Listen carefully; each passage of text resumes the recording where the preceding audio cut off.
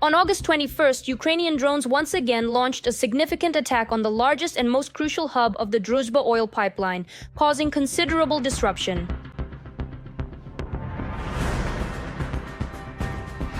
Of course, Hungary once again complained that this is yet another attempt to drag them into the war, and also naturally that the oil supply has been halted. Again, economists have calculated that Russian oil refineries have lost approximately 13% of their capacity recently. And the most important indicator, Crimea, the still fragile Donetsk Republic, Zabaikalsky Krai, Chita Oblast, these are the regions where shortages of 95 and 92 octane gasoline are already being recorded. At gas stations, it either disappears from the price boards or the price skyrockets, and only 100 octane gasoline is available there. And interestingly, ration coupons have appeared in some regions. Meanwhile, on August 22nd, the main intelligence directorate of the Ministry of Defense reported an elite elimination. One of the Ukrainian intelligence's strike naval drones broke into the port of Novorossiysk in the Black Sea, and the Russian command was very eager to examine it. During the handling of the Ukrainian naval drone, it detonated.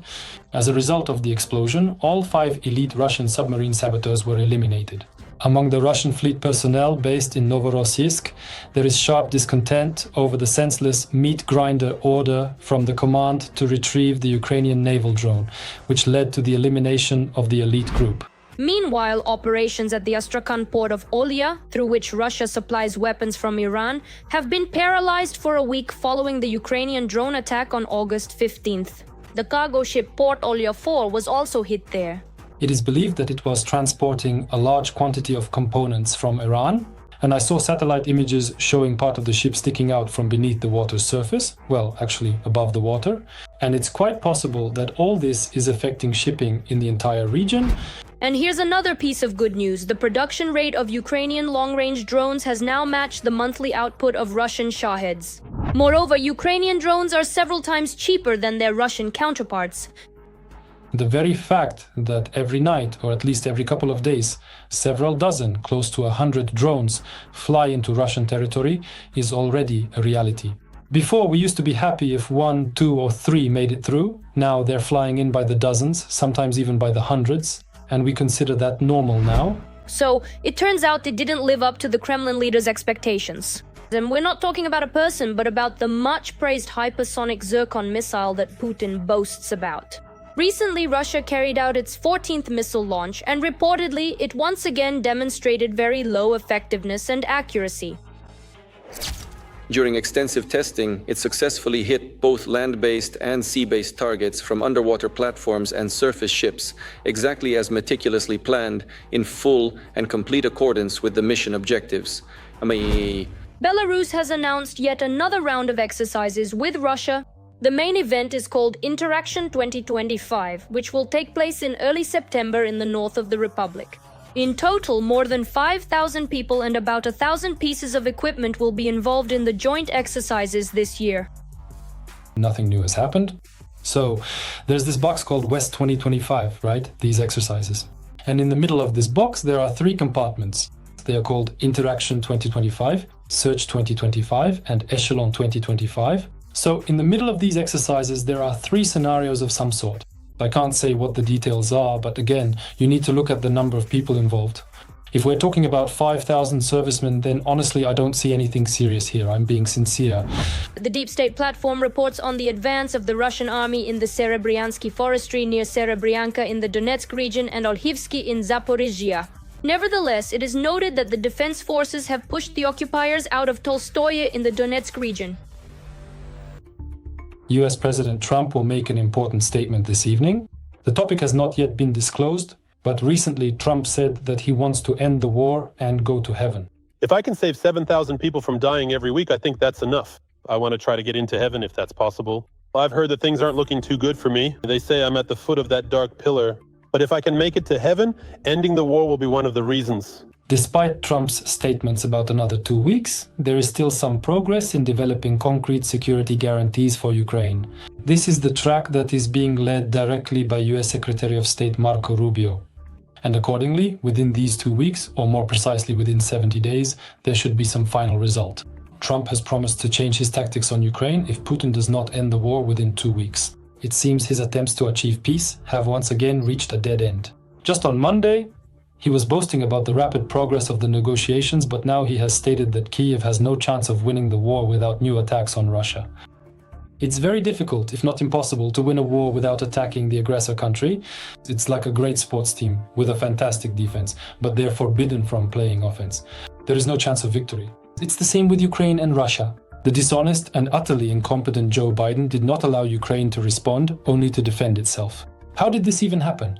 In any case, this war would never have started if I were president. No chance, interesting times lie ahead. Trump's favorite newspaper, the New York Post, has called on him to increase pressure on Russia. For the sake of a swift peace, Trump organized a summit with the Russian dictator and gathered European leaders at the White House. At the same time, Putin thanked him for his efforts while dragging out the process. Next, obviously, Putin will go to China.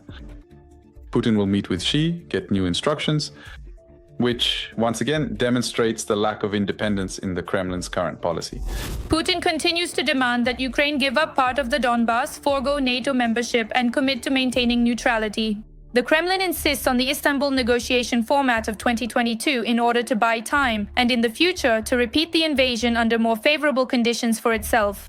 The security guarantees that were agreed upon, let me emphasize, at the initiative of the Ukrainian delegation in Istanbul in April 2022, are supported by us. As current discussions between the West and the Ukrainian side show, all these plans are essentially connected with providing guarantees through intervention, foreign military intervention on some part of Ukrainian territory. And I very much hope that those who are harboring such plans are either simply trying to draw attention to themselves, but I hope they understand that this would be absolutely unacceptable for the Russian Federation.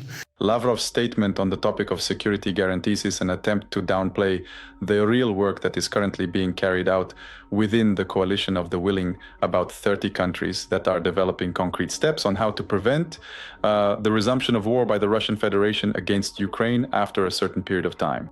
And this, once again, shows that the Kremlin is planning to attack Ukraine again after it has replenished its resources, possibly in a few years. The United States has stopped sharing classified information about negotiations on Ukraine with its closest allies. The head of intelligence, Tulsi Gabbard, signed the corresponding directive on July 20th. Donald Trump, the former president, wants to completely monopolize the entire peace process, and that is to say, to treat it as a particular kind of trilateral movement where only the United States of America acts as the primary diplomatic mediator, specifically for achieving a lasting and comprehensive peace. And accordingly, they mediate between the two sides. And this is just one of the aspects where, unfortunately, the CIA is now withholding data even from its own allies. The US Senate has promised to designate Russia as a state sponsor of terrorism if it does not return the abducted Ukrainian children. This was stated by Republican Senator Lindsey Graham. If we designate Russia as a state sponsor of terrorism, it will change the situation in Ukraine overnight. This will boost the morale of Ukrainians, make it harder for anyone to do business with Russia, and further isolate this regime. I hope that one day the Russian people will be freed from Putin and his cronies. We know how seriously the United States takes the issue of blocking the financing of terrorism. And so this is also an element of secondary sanctions. And this shows that the United States is considering a wide range of different restrictions against the Russian Federation, not just tariffs on Russian oil, gas, and so on. It seems that no matter how much the American president wants to remain friendly toward Russia, it's obvious that Putin is blatantly lying and deceiving him. If Trump truly wants peace, he won't be able to do without serious sanctions. Every voice matters. Join our community, support independent journalism, and help us bring you the truth from Ukraine. Become a member of Ukraine Today. Join us now.